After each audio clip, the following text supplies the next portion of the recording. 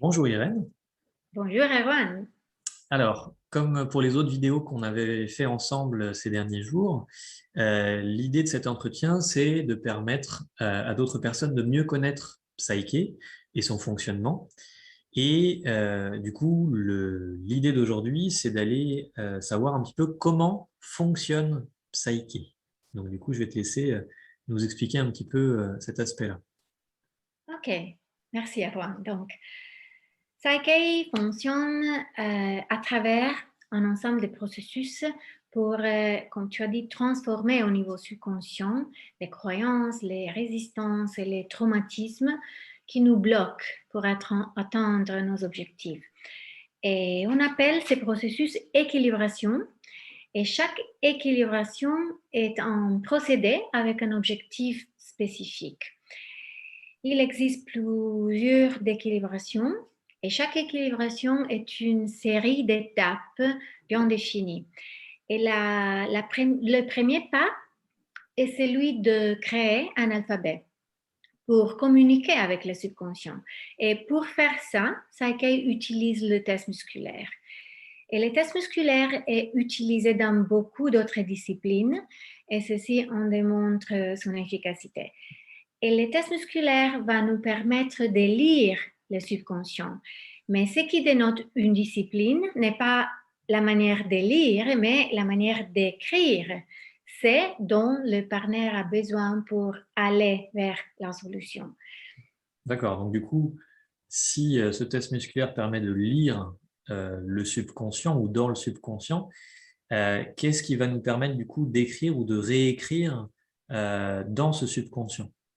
Exactement, exactement. Sakai utilise le test musculaire, mais n'est pas le test musculaire parce que la façon d'écrire, hein, c'est très important. Et en Sakai, pour écrire, le partenaire active l'état de cerveau unifié, comme nous avons déjà expliqué dans une vidéo précédente. Et si tu veux, je vais partager l'image de nouveau. Mhm, d'accord. Et alors, voilà. OK, donc peut-être que tu rappelles qu'à gauche, on a l'image du cerveau de partenaire avant l'équilibration Mhm. et à droite, on a l'image du cerveau du partenaire après 100 minutes d'équilibration psyché. Ouais. Et, et quand l'état de cerveau unifié se produit, nous avons les changements neurologiques, bien sûr, et aussi celui de la perception du partenaire. En conséquence, le partenaire produit un changement de comportement qui favorise la solution. Alors, quand tu entends changement ou de comportement, qu'est-ce que tu entends par là? OK.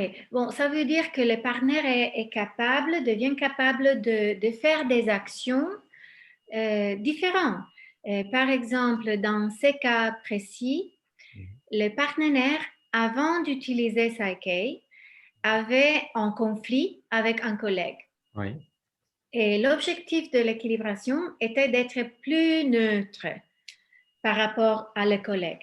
Et après les processus, ce qui s'est produit est une communication plus facile et plus efficace avec la collègue. ok. OK? Oui, donc il y a eu véritablement un changement de comportement pour cette personne, effectivement. Exactement. Un changement de comportement, de perception, d'émotion et d'action qu'on Mhm. peut mettre en place. D'accord. Hmm? Ok.